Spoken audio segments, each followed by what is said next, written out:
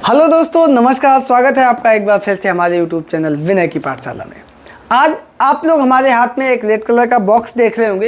ये गणित किट है जो कि सभी उच्च प्राथमिक विद्यालयों में, जो कि उत्तर प्रदेश बेसिक शिक्षा परिषद द्वारा संचालित हैं, उनमें एनसीईआरटी की तरफ से भेजी गई है। और इसमें कुछ वस्तुएँ हैं, उनका हम लोग गणित शिक्षण में किस प्रकार से प्रभावी उपयोग कर पाएंगे, इस पर हम लोग इस वीडियो में चर्चा करेंगे। तो बिना देर के शुरू करते हैं आज की क्लास। और सबसे पहले हम लोग ये जान लेते हैं कि इस बॉक्स में आखिर क्या क्या दिया गया है। तो इसमें हमें दी गई है कुछ इस प्रकार की पट्टियाँ, अर्ध चांदा दिए गए हैं। इसके साथ साथ कुछ यहाँ पे पूर्ण चांदा भी दिए गए हैं। इन पट्टियों को चांदे से कसने के लिए कुछ ये पेच स्क्रू दिए गए हैं, इनका भी उपयोग हम लोग करेंगे। इसके बाद एक इसमें इस प्रकार से बोर्ड दिया गया है, जिसको नाम दिया गया है जियो बोर्ड। क्या नाम दिया गया है? जियो बोर्ड। और इस जियो बोर्ड पर कोई भी आकृति उरेखने के लिए ये पिनें दी गई हैं। इस प्रकार लगभग 50 पिनें हैं। और इन पिनों को एक साथ मिलाकर कोई भी आकृति अगर देनी हो तो उसके लिए दी गई है यहाँ पर ये कुछ रबर्स। इनका भी हम लोग उपयोग कर सकते हैं। किस प्रकार से करेंगे वो हम लोग आगे वीडियो में डिस्कस करेंगे, ठीक है। इसी के साथ साथ कुछ कि ये कटिंग्स दिए गए हैं, इनका भी उपयोग हम लोग करेंगे आकृतियों को बनाने में और बच्चों को उनकी अवधारणाओं को सिखाने में। और वो किस प्रकार से उपयोग करेंगे आगे वीडियो में जानेंगे। ये भी कैटलॉग दिए गए हैं बहुत सारे वृत्त के, आयत के, और इनका क्षेत्रफल वगैरह निकालने में हम इसका बहुत अच्छा उपयोग करेंगे। इसी के साथ साथ कुछ इस प्रकार के ब्लॉक्स दिए गए हैं, इनका भी बहुत जगह हम लोग उपयोग करने जा रहे हैं। इसके अलावा कुछ यहाँ पे दिए गए हैं काउंटर्स। और ये काउंटर्स किस प्रकार से हैं, एक तरफ है ब्लू और एक तरफ है रेड। यहाँ पे एक बात आपको बता दें, जहाँ भी रेड आएगा इसका मतलब ये प्लस चिन्ह का प्रतीक है, और जहाँ पे ब्लू आएगा ये हमारा माइनस चिन्ह का प्रतीक है। इनका भी उपयोग हम लोग बहुत जगह पे करने वाले हैं, जैसे जोड़ना, घटाना आदि आदि। वीडियो बहुत इंटरेस्टिंग होने वाला है। किस प्रकार से उपयोग करेंगे वो हम लोग आगे जानेंगे। ये अबैकस है, आप लोग जानते हैं। और इसमें ये 5 डंडियाँ एल्यूमिनियम की हैं, ये भी इसी में दी गई हैं। और ये इस प्रकार से दिए गए हैं 50 लगभग, ये मन के बोलते हैं। और इनको हम लोग इन्हीं डंडियों में डाल के कोई भी संख्या हो उसको कैसे बनाना है, दशमलव की संख्या को कैसे बनाना है, जोड़ना, घटाना, ये सारी चीज़ें हम लोग सीखेंगे। इस अबैकस में आप लोग देख रहे होंगे कि बीच में लिखा है ओ, दिख रहा है ना। ये लिखा है टी 10 और ये एच 100। इधर लिखा है 1/10, इधर 1/100। बीच में जो ओ है ये 0 नहीं है, 1 है, इकाई का अंक। 10 टी है, ये दहाई के अंक के लिए है। और ये 100, ठीक है, सैकड़ा के अंक के लिए है। और ये 1/10 यानी दशमलव के बाद जो पहली संख्या है दशांश, और ये दशमलव के बाद जो दूसरी संख्या है वो हमारी होती है शतांश। इस तरीके से हम लोग इसमें देखेंगे। और ये इन मनकों का भी उपयोग हम लोग करेंगे। इसके अलावा इस किट में एक नंबर्स की गड्डी दी गई है, 1 से लेके 100 तक। स्टार्टिंग 1 से होगी और लास्ट में 100 तक। एक संख्या कार्ड है, प्रॉपर दिया गया है, इसको हमने यहाँ लगा दिया है। वीडियो थोड़ा सा अच्छा लगेगा देखने में आपको। -104 से लेके +104 तक। पहले हम लोग लूडो खेलते थे, जो छोटे बच्चे थे। अब जब बच्चे बड़े हो जाएं तो लूडो की जगह ये कार्ड दे दीजिए। बहुत अच्छा कार्ड है। लूडो केवल 0 से प्लस चलता है। ये 0 से खेल हमारा स्टार्ट होगा, प्लस में भी जा सकता है, माइनस में भी जा सकता है। कैसे खेलेंगे उसके लिए पूरा वीडियो देखना पड़ेगा। इसके अलावा ये पासे दिए गए हैं। फिर से यहाँ पे देखोगे 2 ब्लू कलर के पासे हैं, 2 रेड कलर के पासे हैं। ब्लू मतलब माइनस चिन्ह को प्रदर्शित करेंगे और रेड मतलब प्लस चिन्ह को प्रदर्शित करेंगे। इसके अलावा कुछ और काउंटर्स दिए गए हैं, वो अलग अलग कलर्स के हैं।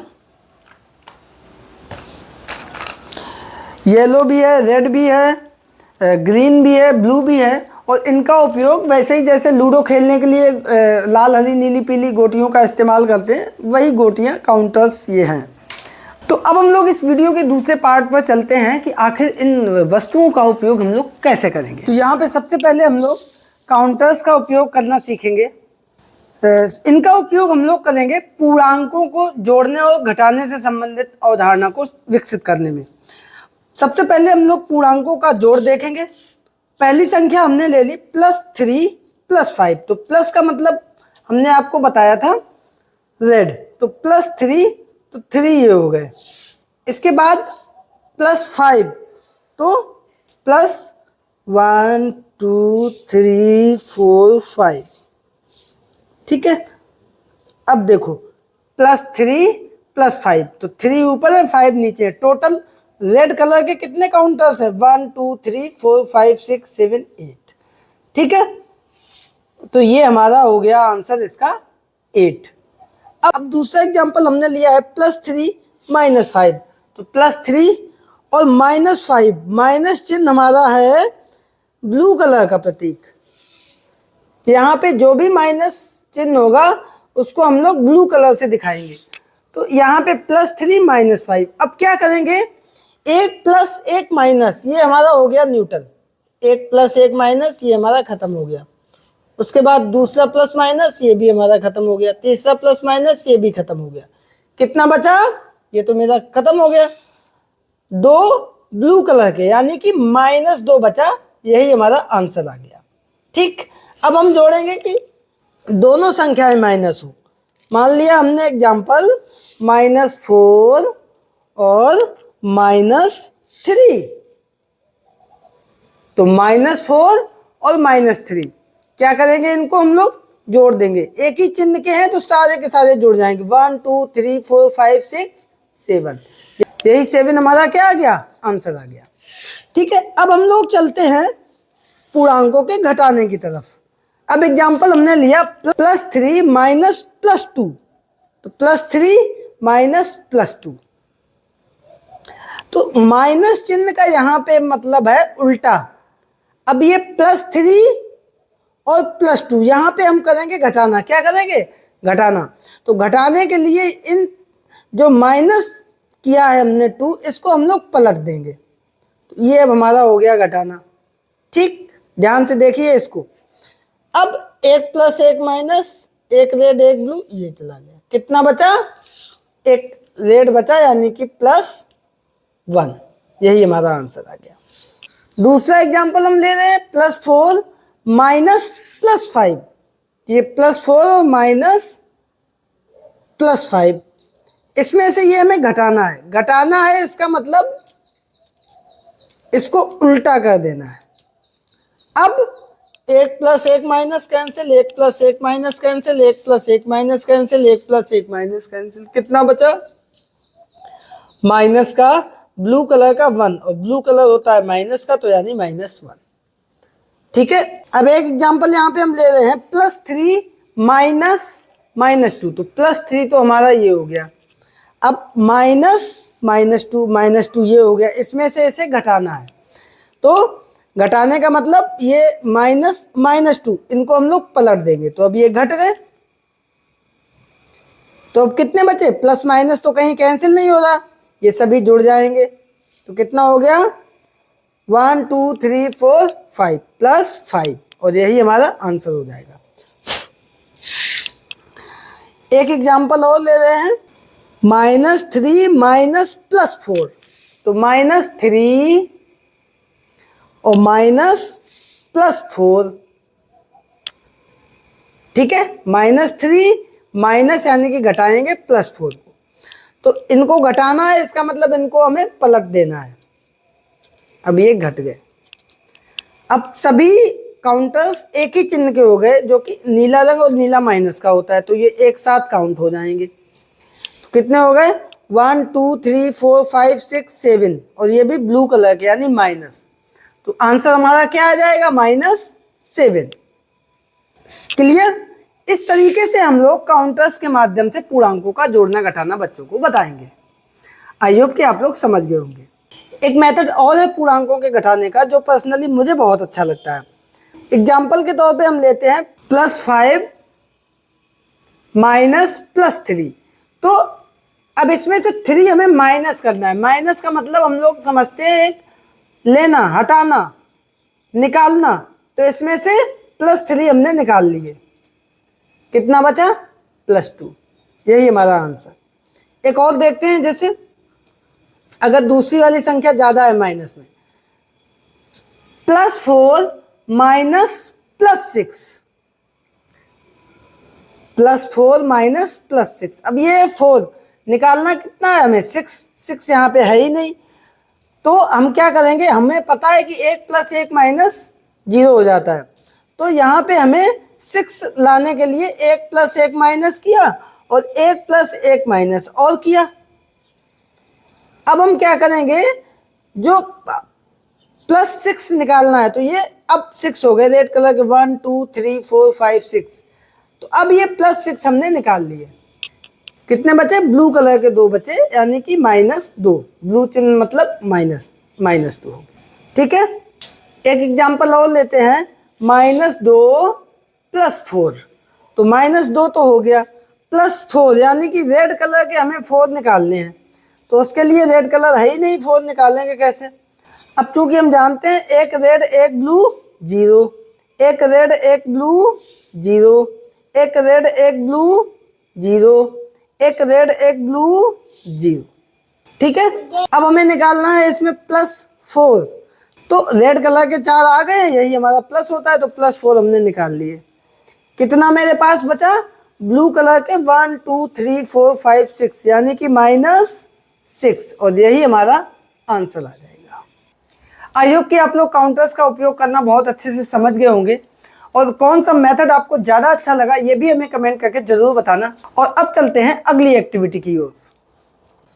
तो बच्चों, यहाँ पर हमें कुछ वृत्ताकार शीट्स दी गई हैं नीले कलर की, और इनका हम लोग उपयोग करेंगे सबसे पहले बच्चे को भिन्न की अवधारणा स्पष्ट करने में।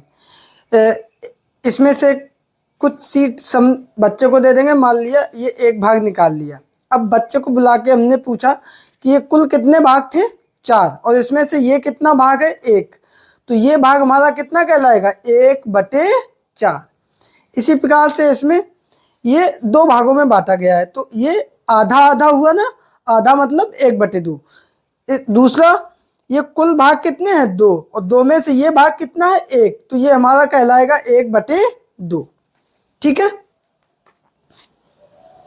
इसी प्रकार से इसमें ये कुल 1 2 3 भाग हैं, अगर 2 भाग हम ले लें तो ये 2 भाग हो गए, कुल भाग है 3, तो ये कितना हुआ, 2/3। इसी प्रकार ये भाग कितना हुआ, 1 भाग, कुल है 3, तो 1/3।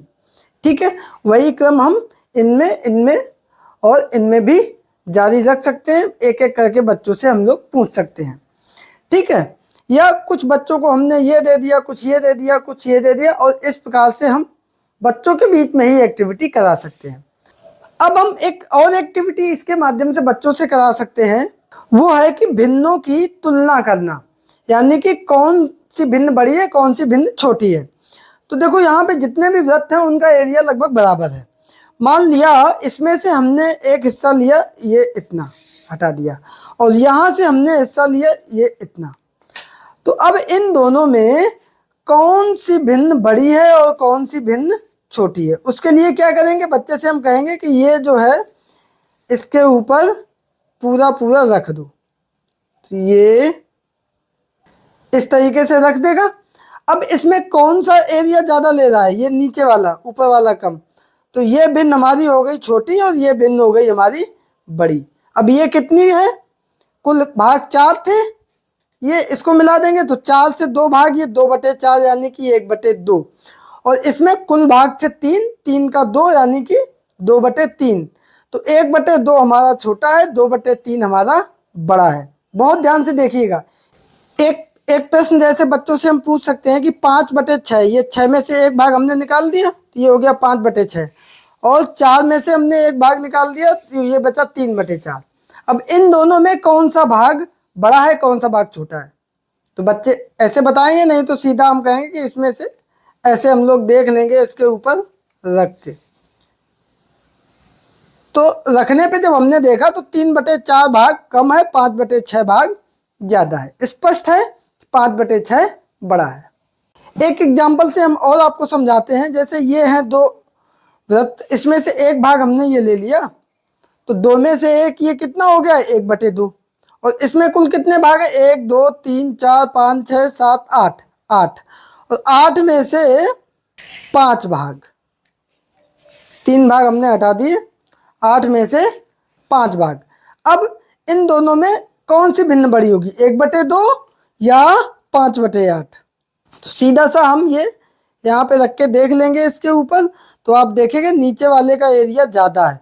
इसका मतलब 5/8 हमारा ज़्यादा है, 1/2 हमारा छोटा है। ठीक है, तो ये काम हम जितने भी व्रत हैं यहाँ पे बहुत सारे क्वेश्चन बन सकते हैं। इसमें देखो इस व्रत को कितने भागों में बांटा गया है? 1 2 3 4 5 6 7 8 9 10 11 12, 12 भागों में बांटा गया है। 1/12, 2/12, 3/12, 4/12, इस तरीके से। और इसमें 1 2 3 4 5 6, 6 भागों में बांटा गया है। तो इसमें उसी प्रकार से देखो इसमें भी बहुत भागों में बांटा गया है। 1 2 3 4 5 6 7 8 9 10 11 12 13 14 15 16, 16 भागों में बांटा गया है। तो इनसे बहुत सारे प्रश्न हो सकते हैं, कोई भी भाग हम बना सकते हैं। एक एग्जाम्पल के तौर पे हम देख लेते हैं। यहाँ पे कुल कितने भाग थे? 12। और 12 में से हमने कितने भाग हटा दिए? 2 भाग हटा दिए। तो अब ये कितने भाग बचे? 1 2 3 4 5 6 7 8 9 10, 10 भाग बचे। और इसमें कितने थे? 1 2 3 4 5 6, 6, 6 में से हमने 1 भाग इसमें हटा दिया। तो ये कितने बचे इधर? 5/6। और यहाँ पे कितने बचे? 10/12। अब बच्चों से पूछेंगे इनमें कौन बड़ा है कौन छोटा है। तो देखो यहाँ पे जब बच्चा इसको इसके ऊपर रखेगा इस प्रकार से, तो आप देखेंगे कि ये पूरा पूरा इसके ऊपर आएगा। यानी कि जो भाग नीचे वाला था वही भाग ऊपर वाला, मतलब जो भाग 10/12 था वही 5/6 है। तो यहाँ से दो भिन्नों की समानता जो है वो भी हम लोग जान सकते हैं कि दो भिन्नों की समतुल्य भिन्नें कौन कौन सी हैं। तो इस प्रकार से हम लोग इन वृत्ताकार सीटों का उपयोग करके बच्चों को भिन्न की अवधारणा के बारे में बता सकते हैं। दो भिन्नों में तुलना करना, कौन भिन्न बड़ी है और कौन छोटी है, वो बता सकते हैं। साथ ही साथ भिन्नों की समतुल्यता के बारे में भी बच्चों को अवगत करा सकते हैं कि 2/4 और 4/8 या 3/6 ये आपस में किस प्रकार से बराबर है। ठीक है, तो अब हम लोग चलते हैं अगली एक्टिविटी की तरफ, और वो है हमारा ये अबेकस। इसमें एल्यूमिनियम की 5 डंडियां लगी हुई हैं और इन मनकों का उपयोग हम करेंगे किसी भी संख्या को प्रदर्शित करने में, किसी भी संख्या को जोड़ने में और घटाने में। कैसे करेंगे आइए जानते हैं। वैसे गणित अमूर्त विषय माना जाता है, परंतु इसके माध्यम से हम जो संख्याएं हैं उनको मूर्त रूप देने का प्रयास करते हैं। स्टार्टिंग में मैंने आपको बताया था इसमें 5 डंडियां होती है। बीच वाली डंडी में ओ लिखा है, ये वंस है, ये टेंस है और ये 100 है, इकाई, दहाई, सैकड़ा। और ये 1/10 और ये 1/100। ये है दशांश और ये है शतांश। दशांश और शतांश को सबसे पहले हम लोग समझ लेते हैं। उसके लिए हमने क्या किया है, ये हमने दशांश का समझाने के लिए आप लिया है और ये शतांश का। अगर 10, ये पूरा एक भाग है, इसको हमने 10 बराबर भागों में बांटा है और यहाँ पे 2 कॉलम हम ले रहे हैं, तो ये हमारा हो गया 2/10। ठीक है, 10 का 2 हिस्सा। और 10 दशांश मिलेंगे इसी प्रकार के 1 2 3 4 5 6 7 8 9 10। 10 दशांश जब मिलते हैं तो एक शतांश बनता है। ये चित्र हमने बनाया है आपको शतांश समझाने के लिए।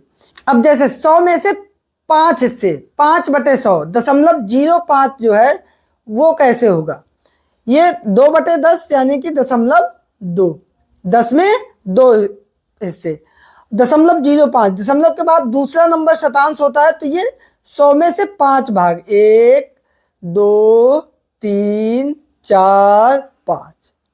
तो ये हमारा हो गया शतांश में 5 हिस्से। ठीक है, अब ये अगर 10 हो जाते हैं, शतांश के 10 हिस्से हो जाते हैं 10, तो ये जो है 10/100, 100 में से 10 भाग, तो ये हमारा एक दशांश हो जाता है। क्या हो जाता है? एक दशांश।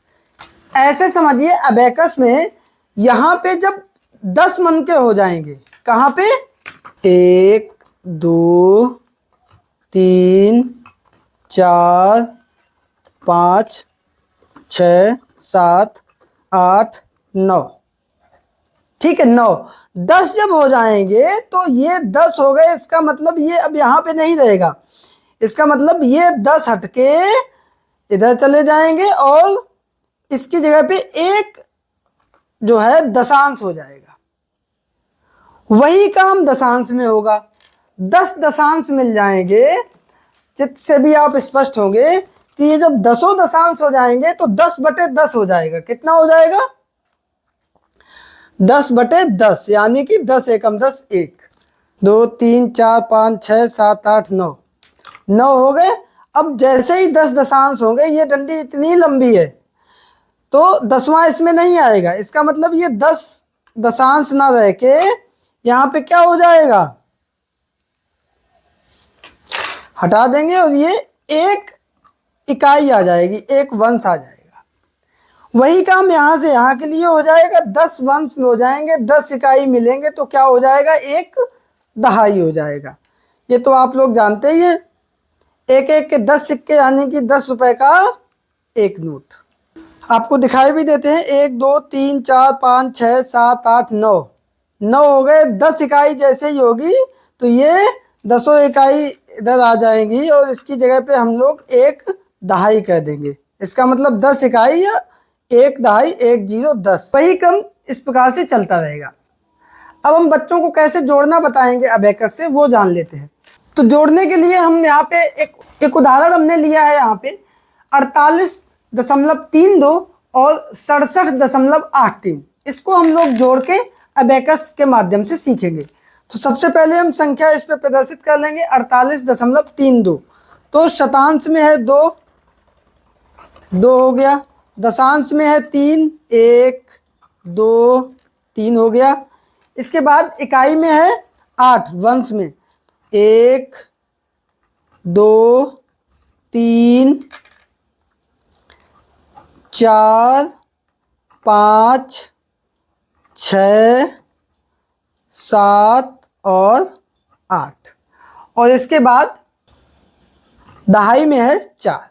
तो ये हमारी संख्या हो गई 4 8 48.32।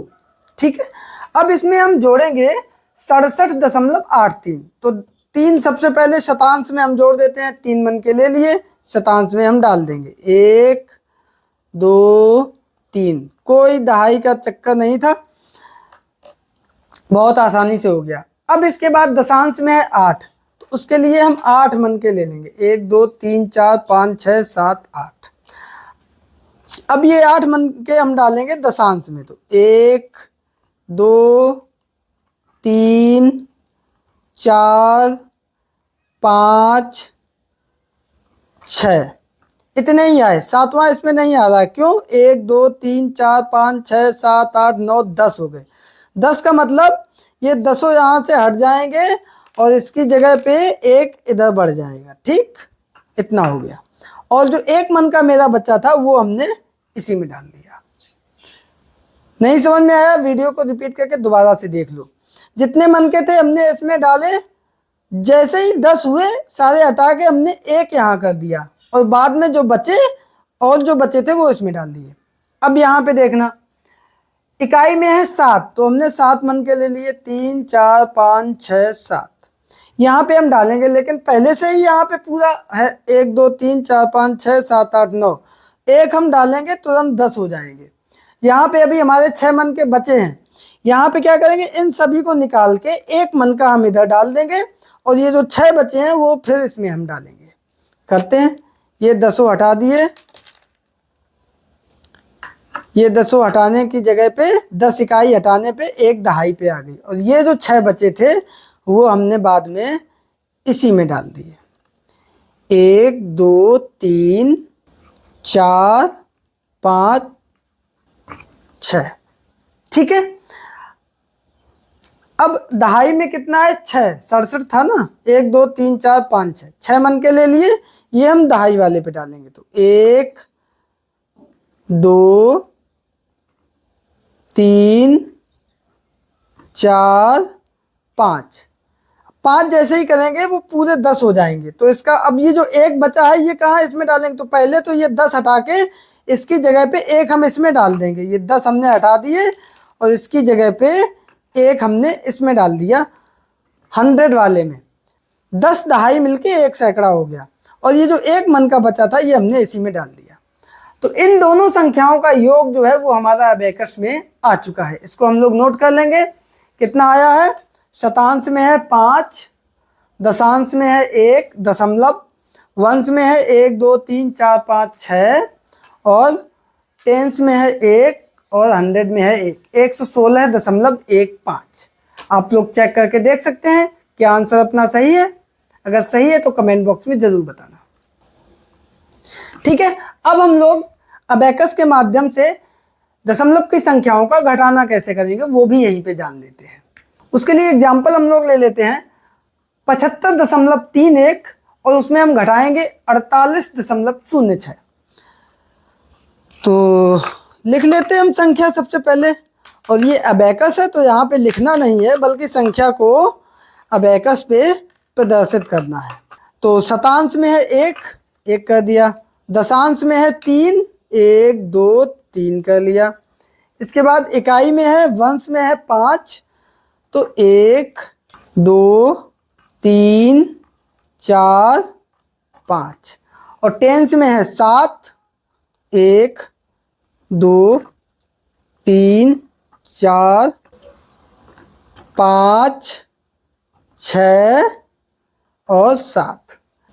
तो ये हमारी संख्या हो गई 1 2 3 4 5 6 7, 1 2 3 4 5, 75.31। अब इसमें हम घटाएंगे 48.06। तो यहाँ पे हम 6 घटाएंगे, 6 है ही नहीं यहाँ पे तो कैसे घट जाएगा। इसका मतलब यहाँ से हम 1 हटाएंगे, और जब हम यहाँ से 1 हटाएंगे तो ये इसका मतलब यहाँ पे कितने आएंगे? 10। तो 1 हमने ये हटाया, तो कितने लेंगे अब? 10। 1 2 3 4 5 6 7 8 9 10 मेरे हाथ में है। 1 2 3 4 5 6 7 8 9 10। ठीक है, अब इसमें से हमें घटाना कितना था? 6। तो 10 में से हम 6 तो हटा देंगे। 1 2 3 4 5 6, कितने बचे? 4। ये 4 हम इसी में डाल देंगे। अब यहाँ पे कोई ये सोचेगा कि सर जब यहाँ से 1 हटाया तो यहाँ पे 10 क्यों डाले? तो अभी कुछ देर पहले हमने बताया था कि जब 10 शतांश हो जाते हैं तो वो 1 दशांश के बराबर होता है। उसी प्रकार 10 दशांश 1 इकाई के बराबर होते हैं। उसी प्रकार 10 इकाई 1 दहाई के बराबर होती है। उसी प्रकार 10 दहाई 1 सैकड़े के बराबर होती है। ठीक है, ये हो गया। अब दशांश में शून्य कुछ भी नहीं हमें निकालना, जैसा है वैसे ही बना रहेगा। इसके बाद इकाई में है 8, यहाँ से हमें 8 हटाने हैं। फिर वही बात, हम कम, तो उसके लिए हम क्या करेंगे? 1 निकालेंगे और इसकी जगह पे 10 आगे वाले में डालेंगे। 3 3 6 7 8 9 और 1 10। 10 हमने ले लिए। 1 2 3 4 5 6 7 8 9 10। निकालना कितना है? 8। तो यहाँ से हम 8 हटा देंगे। बच्चे मेरे पास ये 2, वो हमने 2 आगे डाल दिए। टेंस में है 4, तो यहाँ से हम कितने निकालेंगे? सिंपल सा 4 है यहाँ पे उपलब्ध, वो 4 हमने निकाल दिए। जो भी संख्या बची हमारी अबेकस में, यही हमारा आंसर आ गया। कितना बचा है नोट कर लीजिए। शतांश में है 5,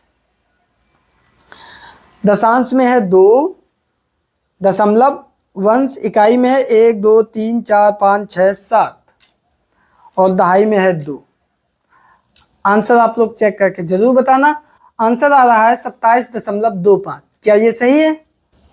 1 2 2 1 2 3 4 5 6 7, 27.25। ठीक है, तो इस प्रकार से हम लोग अबेकस के माध्यम से बच्चों में जोड़ना और घटाना बताएंगे। थोड़ा सा टाइम टेकिंग है, लेकिन दशमलव की संख्याओं के जोड़ने और घटाने की अवधारणा जो है बच्चे के मन में बिल्कुल क्लियर हो जाएगी। आई होप कि आप लोग समझ गए होंगे। तो अब हम लोग चलते हैं नेक्स्ट एक्टिविटी की तरफ। तो बच्चों, अगली एक्टिविटी में हम 2 प्लास्टिक की पट्टियां लेंगे और एक पूर्ण चांदा लेंगे, और उसको इस प्रकार से हम पेंच की सहायता से कस देंगे। अब यहाँ पे हम बच्चों को बताने जा रहे हैं कोणों के प्रकार के बारे में। तो शून्य कोण जैसे बताना है, तो जब एक पट्टी दूसरी पट्टी के ऊपर होगी, कोई कोण नहीं बना होगा, यहाँ पे शून्य अंश है और ये हमारा शून्य कोण होगा। अब दूसरा प्रकार हमारा आएगा शून्य से अधिक, और दूसरी पट्टी हमारी कितने अंश पे है बच्चों को दिखाएंगे और बताएंगे भी कि बताओ। तो ये 60 अंश है, 50 अंश है, 40 अंश है, यानी 90 से कम है, तो ये हमारा न्यून कोण कहलाएगा। उसी प्रकार अगर ये पट्टी पूरी 90 अंश पे आ जाएगी तो ये हमारा समकोण बन जाएगा। अब ये 90 से अधिक और ये 180 अंश है, इसके बीच में कहीं पे पट्टी रहेगी। जैसे दिखाएंगे बच्चों को कि ये इस समय पट्टी मेरी कहाँ पे है, 130, 135 पे है, तो ये हमारा अधिक कोण है। इस प्रकार से 180 तक हम कई स्थितियों में बच्चों से पूछ सकते हैं। अब ये जब 180 पे आएगा तो ये हमारा ऋजु कोण हो गया, एक पट्टी इधर दूसरी पट्टी इधर 180 अंश पर। इसी प्रकार से जब ये पट्टी नीचे जाएगी 180 से अधिक और ये किसी भी स्थिति में यहाँ पे हम लोग के बच्चे से पूछेंगे, जैसे यहाँ पे पहली पट्टी 0 अंश पे है और दूसरी पट्टी 310 अंश पे है, तो ये हमारा 310 अंश का कोण बनेगा और ये पूरा कोण, और ये हमारा कहलाएगा बृहद कोण। और इसी प्रकार से जब ये पट्टी घूम के दोबारा से यहाँ पे आ जाएगी तो ये पूरा एक चक्कर लगा के आई है, तब दूसरी पट्टी इस पे आ रही है, तो ये हमारा आ जाएगा संपूर्ण कोण और ये हमारा 360 अंश का होता है। तो इस प्रकार से हम लोग कोणों के प्रकार बहुत अच्छे से बता सकते हैं। अगली एक्टिविटी हम इसी में कराएंगे, एक पट्टी और ले लेंगे, तीसरी पट्टी लाए और इस पट्टी को हमने कुछ इस प्रकार से व्यवस्थित कर लिया और पेंच की सहायता से हमने तीनों पूर्ण चांदा जो है वो लगा लिए। अब एक एक करके बच्चों से हम बताएंगे कि भुजाओं के आधार पर त्रिभुज कितने प्रकार के होते हैं और कोणों के आधार पर कितने प्रकार के होते हैं। जैसे समबाहु त्रिभुज, तो इस पट्टी की सहायता से यहाँ पे 1 2 3 4 5 6 7 8 ये सेंटीमीटर दिए गए हैं, बराबर सेंटीमीटर की पट्टियां बच्चों से बनवाएंगे और वहाँ पे पेंच को फिक्स करेंगे और पूछेंगे कि देखो ये समबाहु त्रिभुज बन रहा है। उसी प्रकार से समद्विबाहु में 2 भुजाएं बराबर और 1 भुजा छोटी, ये हमारा समद्विबाहु त्रिभुज बन गया। उसी प्रकार से विषमबाहु त्रिभुज में तीनों भुजाएं जो है अलग अलग नाप की हम लोग कर देंगे, तो ये हमारा विषमबाहु त्रिभुज हो जाएगा।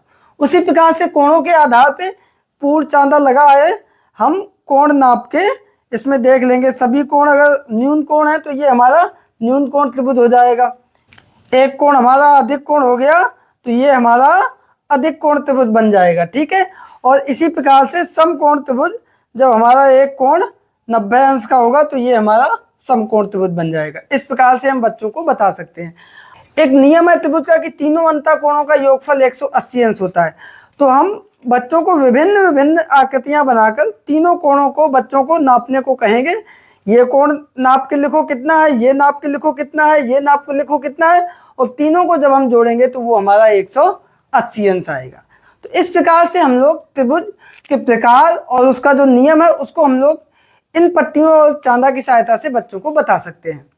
इसमें एक और बहुत अच्छी एक्टिविटी हम लोग करा सकते हैं, 2 पट्टियां लेके इस प्रकार से, और इसमें हम बच्चों को ये कोण और ये कोण दोनों नापने को बोलेंगे, तो ये यहाँ से निकल के आएगा कि शीर्षाभिमुख कोण आपस में बराबर होते हैं। इसका शीर्षाभिमुख ये है और इसका शीर्षाभिमुख ये है, तो ये कोण बच्चे नापेंगे, ये कोण नापेंगे, आपस में बराबर निकलेंगे। उसी प्रकार से ये कोण और ये कोण नापेंगे, वो भी बराबर निकलेंगे। यहाँ पे एक बात ध्यान देने वाली ये है कि यहाँ पे हर समय शून्य से नहीं शुरू होगा। जैसे यहाँ पे जो है ये पट्टी है 90 अंश पे, ये पट्टी है 30 अंश पे, तो इन दोनों के बीच का कोण कितना हुआ, 90 - 30 यानी कि 60 अंश। वही काम यहाँ पे, ये पट्टी है 210 पे, ये है 270 पे, तो ये कोण कितना होगा, 270 - 210 यानी कि 60 अंश। वही काम यहाँ पे करेंगे, ठीक है। कुछ और एक्टिविटी हम लोग करा सकते हैं। ऐसे फिक्स कर लेंगे, 2 समांतर रेखाओं को एक तिर्यक रेखा काट रही है। अब यहाँ पे बच्चों से हम कोण नापने को कहेंगे कि ये कोण नाप के बताओ कितना है और ये नाप के बताओ। ये हमारे संगत कोण है और ये देखोगे ये बिल्कुल बराबर है। इसी प्रकार से ये कोण और ये कोण नाप के देखेंगे, ये कोण और ये कोण नाप के देखेंगे, एकांतर कोण है जो कि हमारे ये भी आपस में बराबर निकल के आएंगे। उसी प्रकार के एक ही ओर के अंतः कोण, ये कोण और ये कोण, इन कोणों को और इन कोणों को, इनको आपस में जोड़ के देखेंगे तो वो हमारा 180 अंश के बराबर आएगा। इस प्रकार से जितनी भी अवधारणा है 2 समांतर रेखाओं को जब एक तिर्यक रेखा काटती है, उन सभी को हम लोग इस प्रकार से बहुत अच्छे से बच्चों को बता सकते हैं और एक्टिविटी के माध्यम से बच्चों के बीच में करवा भी सकते हैं। अंत में ये चारों पट्टियां लेके हम लोग चतुर्भुज की अवधारणा भी बच्चों को बता सकते हैं। कैसे? इस प्रकार से हम लोग चारों पट्टियों को, 3 पूर्ण चांदा है, मेरे पास 3 ही थे तो इसलिए हमें एक अर्ध चांदा लगाना पड़ा, नहीं तो आपके पास 4 पूरे चांदा हो तो चारों पूरे चांदा लगा लीजिए।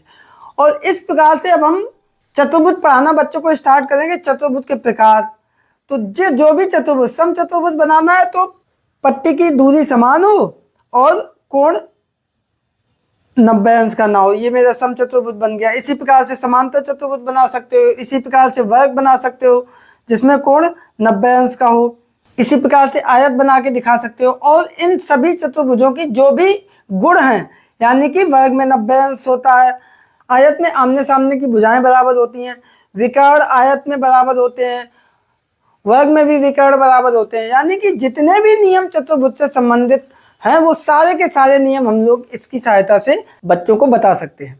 और अंत में चतुर्भुज का जो मुख्य नियम है, इसके चारों अंतः कोणों का योगफल 360 अंश होता है। उसको भी हम लोग बच्चे को बारी बारी से आकृतियां बदल के और अंतः कोणों को हम लोग नापने को कहेंगे तो वो देखेंगे कि चारों को जब योग करेंगे तो वो 360 अंश आएगा। तो इस प्रकार से चतुर्भुज के पूरे चैप्टर में हम लोग हर जगह पर इसका उपयोग करके जो भी हमारी विषय वस्तु है उसको हम बहुत अधिक रोचक और प्रभावी बना सकते हैं। आई होप कि आप लोग इसे बहुत अच्छे से प्रयोग करना समझ गए होंगे। तो अब हम लोग चलते हैं अगली एक्टिविटी की तरफ। यहीं पे अब हम बात करेंगे क्षेत्रफल को लेकर। तो एक हमारे पास जियो बोर्ड दिया गया है, इसकी सहायता से हम बहुत आसानी से क्षेत्रफल निकाल सकते हैं। सबसे पहले हमने यहाँ पे पिन लगा लिए हैं, एक हमने बना रखा है आयत। आप लोग वर्ग भी बना सकते हो या फिर कोई भी आकृति बना सकते हो। अब इसका क्षेत्रफल ये है हमारे पास, क्योंकि 1 2 3 4 5, 1 2 3 4 5 6 7, इस आयत की लंबाई है 7 इकाई और इसकी चौड़ाई है 1 2 3 4 5 इकाई। एक पॉइंट से दूसरे पॉइंट के बीच की दूरी 1 इकाई हम यहाँ पे मान रहे हैं, ठीक है। अब इसका क्षेत्रफल क्या होगा, इसके अंदर कितने वर्ग बन रहे हैं उनको हम लोग काउंट कर लेंगे, वही हमारा क्षेत्रफल आएगा। देखो यहाँ पे 1 2 3, ये हमारा 1 वर्ग बन रहा है, ये हमारा 2 बन रहा है। तो 1 2 3 4 5 6 7 8 9 10 11 12 13 14 15 16 17 18 19 20 21 22 23 24 25 26 27 28 29 30 31 32 33 34 35।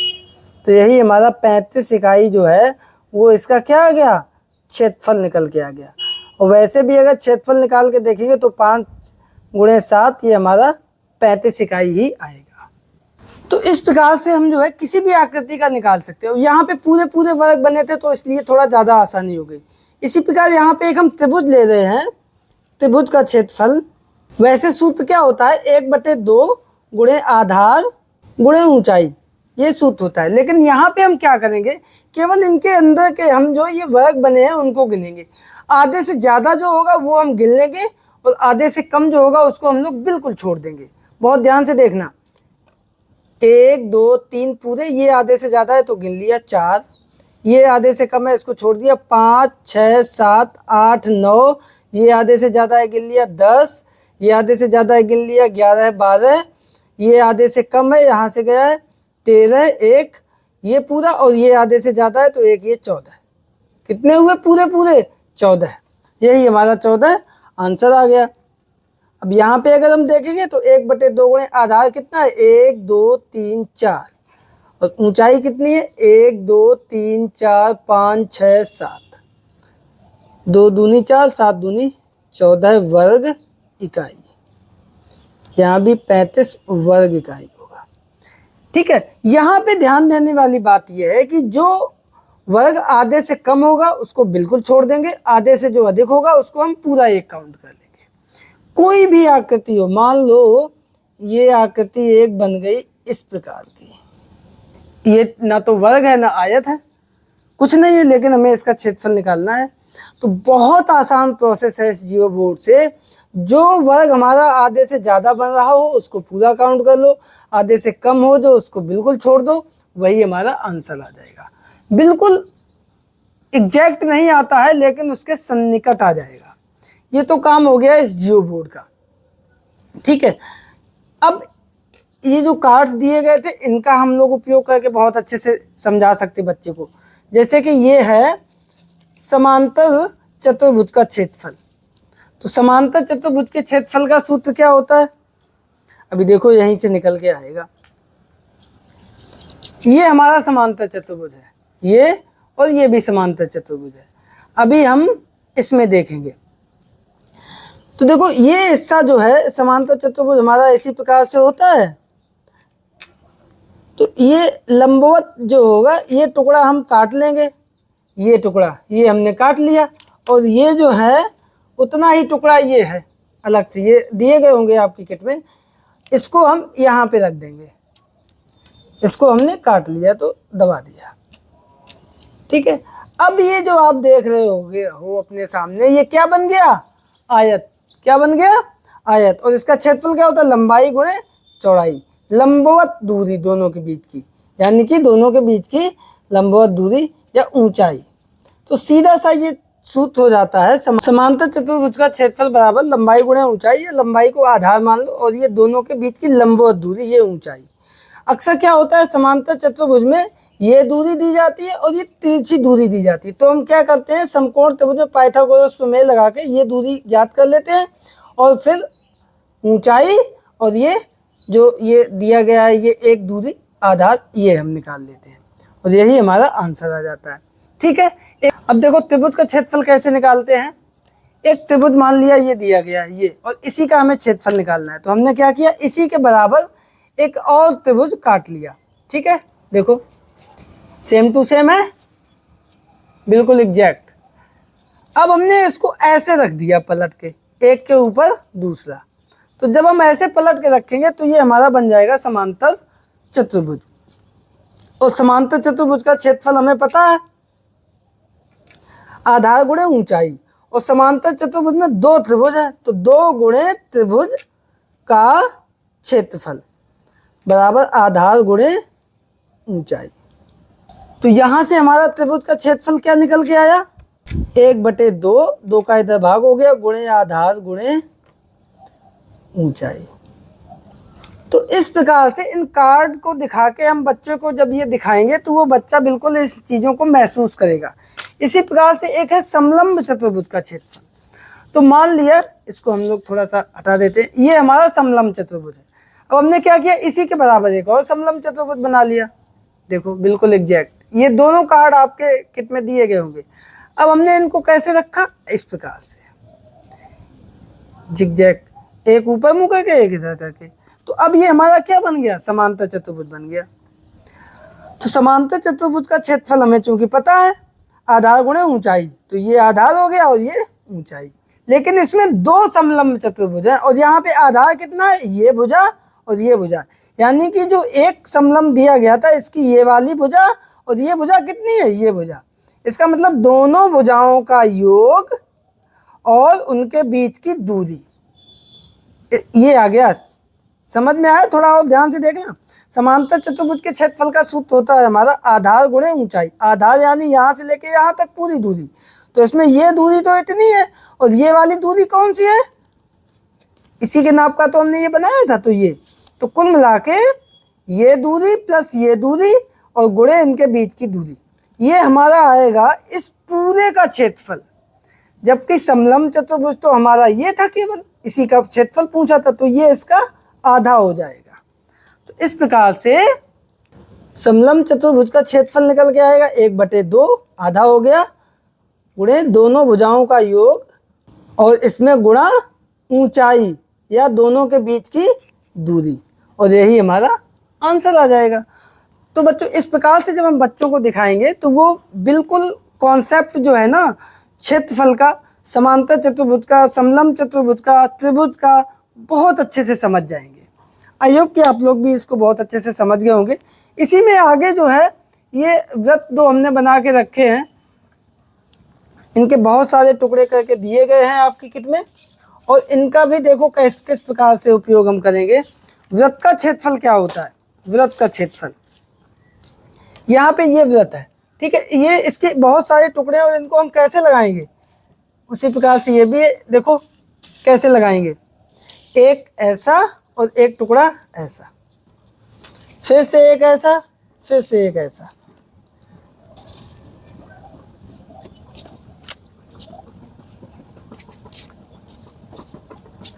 ये देखो आपके सामने हमने बनाया। तो ये जो वृत्त था ये हमारा इस आकार में आ गया। यहाँ पे ये दूरी क्या है, ये परिधि वाली दूरी है, कुछ इधर है और कुछ इधर है, दोनों मिला के ये है, तो ये आधी हो गई। तो जो परिधि है वो आधी इधर है आधी इधर है, पूरे वृत्त में आधे पार्ट्स इधर है आधे इधर है। तो यहाँ पे देखो वृत्त का क्षेत्रफल कैसे हम लिखेंगे, क्षेत्रफल बराबर, ये हमारा लगभग आयत बन रहा है। इससे ज़्यादा हमने इसमें हिस्से किए हैं तो ये और हमारा स्ट्रेट हो जाएगा। जितने ज़्यादा हिस्से करते जाएंगे वो प्रॉपर आयत की शेप में आता चला जाएगा। और आयत का क्षेत्रफल क्या होता है, लंबाई गुणे चौड़ाई। लंबाई यहाँ पे कितनी होगी, पूरी परिधि की आधी, परिधि हमारी होती है 2 पाई आर, तो ये आधी कितनी हो गई, पाई आर, तो पाई आर हो गई आधी। और चौड़ाई ये त्रिज्या है, ये क्या है, ये यही तो है वृत्त की त्रिज्या आर। तो इस प्रकार से हमारा आ गया पाई आर स्क्वायर। समझ में आया, वृत्त से हमने बनाया आयत और आयत से हमने जो है इसका क्षेत्रफल निकाल लिया। ये सब आपकी किताब में भी दिया गया है। तो इस प्रकार से हम लोग जो है बहुत अच्छे से बच्चे को बता सकते हैं। ये जियो बोर्ड है, इधर भी हमने इसका उपयोग वृत्त में हम बहुत करेंगे कि वृत्त से संबंधित जितनी भी अवधारणाएं हैं कि अर्धवृत्त पर बना कोण समकोण होता है। तो ये देखो, ये हमने वृत्त बनाया है, ये इसका व्यास है और ये मतलब ये अर्धवृत्त है, और ये कहीं पे भी हम इसको रोकेंगे यहाँ पे तो ये हमारा 90 अंश का कोण बनेगा। इधर भी रोकेंगे अगर तो इधर भी हमारा 90 अंश का कोण बनेगा। इस प्रकार से कहीं पे भी हम यहाँ कोण नापेंगे 90 अंश का आएगा। यहाँ से हम चक्रीय चतुर्भुज भी बना सकते हैं, ये चक्रीय चतुर्भुज हो गया। इस प्रकार से इस जियो बोर्ड का उपयोग हम बहुत प्रकार से कर सकते हैं। इसमें एक उपयोग और कर सकते हैं ग्राफ बनाने में, पाई ग्राफ बनाने में हम इधर कर सकते हैं, है ना। और दंड आरेख जो है वो हम इधर बना सकते हैं पिन की सहायता से। पिन हम इधर लगा लेंगे और जो भी जिसमें जाएगा वो ब्लॉक्स हम उतने ऊपर करते चले जाएंगे। आप लोग करिएगा। कुछ इस प्रकार से हम दंड आरेख बना सकते हैं और प्रॉपर बच्चों को कह सकते हैं कि इस प्रकार के बना के दिखाइए, ठीक है। इस जियो बोर्ड की सहायता से हमने आपको लगा के रख दिया है, देख लीजिए। सरल सम का भी बहुत अच्छे से हम बच्चों को बता सकते हैं कि a प्लस बी की घात 2 किस प्रकार से a की घात 2 प्लस 2ab प्लस b की घात 2 होता है। a हमने यहाँ पे लिया है 3 और b हमने यहाँ पे लिया है 5। 3 प्लस 5 की घात 2, तो देखो 1 2 3 1 2 3 4 5, इधर भी 1 2 3 1 2 3 4 5। अब यहाँ पे देखो a की घात 2 यानी 3 की घात 2 होता है। ये हमारा वर्ग बना है जिसकी लंबाई चौड़ाई है 3 इकाई, 1 2 3 1 2 3 वर्ग बना है, तो 3 3 9 इसका क्षेत्रफल हुआ। इसी प्रकार से यहाँ पे ये b की घात 2 1 2 3 4 5, 5 इकाई लंबाई है और 5 इकाई चौड़ाई है, तो प्लस b की घात 2 यानी 5 की घात 2।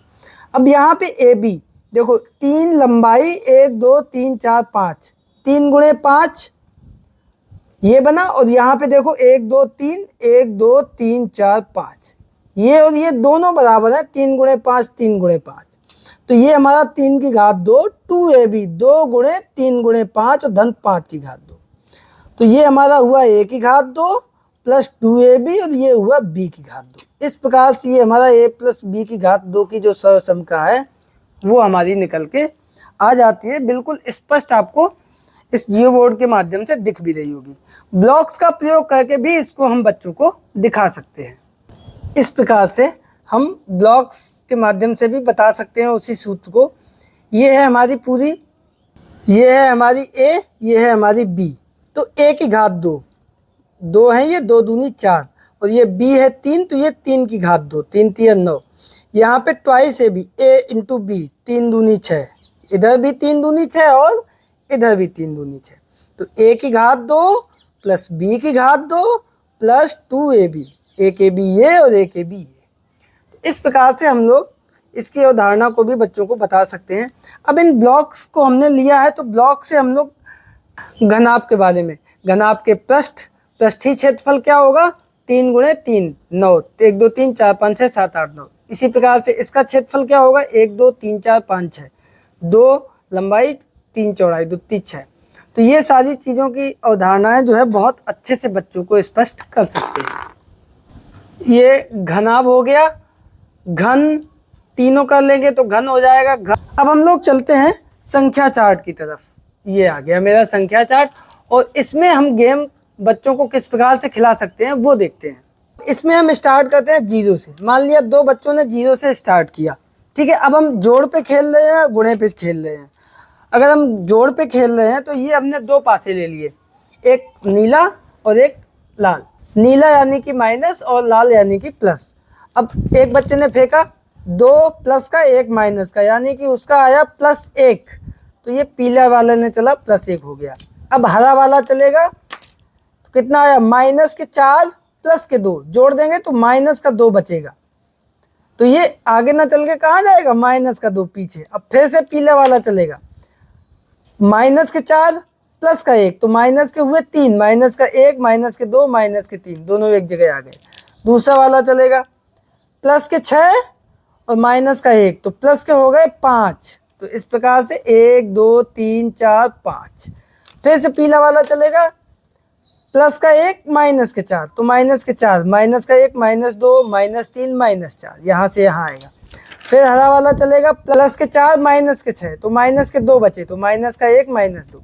इस प्रकार से दोनों बच्चे खेलेंगे। जो पहले या तो +104 पे पहुंच जाए या नीचे -104 पे पहुंच जाए, जहां पे पहले पहुंच जाएगा वही विनर होगा। बहुत टाइम इसमें लगने वाला है जोड़ में।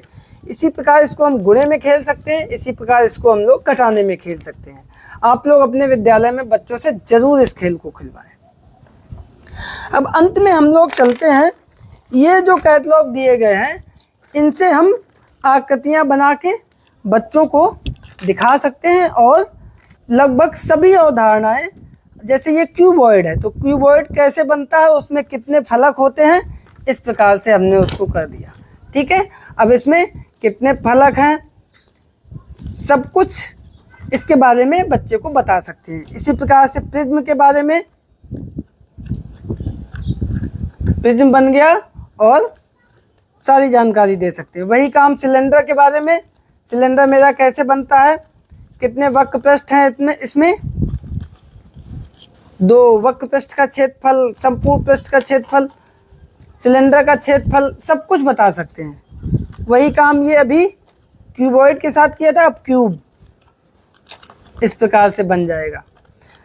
कोण, सारी आकृतियां दी गई हैं एक एक करके। जिस दिन हम जो भी आकृति विद्यालय में पढ़ाएं उसके बारे में बच्चे को प्रॉपर बताएं इसके माध्यम से। ये कुछ हमारे पास संख्या कार्ड भी दिए गए हैं, इनका उपयोग हम लोग बच्चों को लासा निकालने के लिए कर सकते हैं। जैसे कोई संख्या हमने रख दी 35, अब 35 के अभाज्य गुणनखंड क्या क्या होंगे वो बच्चे से कहें इसमें से निकाल के रखें। 35 के अभाज्य गुणनखंड हुए 5, 1, 5 और 7। एक संख्या ले ली 14, 14 के अभाज्य गुणनखंड कितने होंगे, 1 पहले से ही लिख दिया, 7 पहले से ही रखा है, और 7 दूनी 14। अब जो दोनों में है उसको हमने बीच में कर दिया, जो दोनों में है उसको हमने नीचे ले लिया, अलग कर लिया। 7 एकम 7, यही इसका क्या आ गया, मासा आ गया। इसी प्रकार से यही काम हम और बच्चों से करवाएंगे।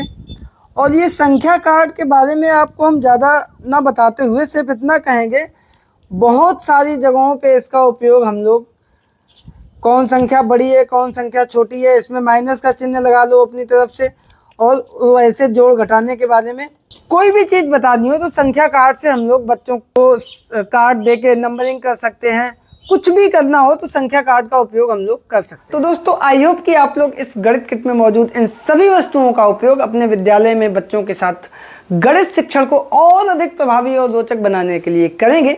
जानकारी कैसी लगी आपको कमेंट करके हमें ज़रूर बताना। साथ ही साथ आप लोग कमेंट बॉक्स में कमेंट करके हमें ये भी बताना कि इन वस्तुओं का उपयोग करके विद्यालय में और भी कौन कौन सी गतिविधियाँ कराई जा सकती हैं। बहुत बहुत धन्यवाद।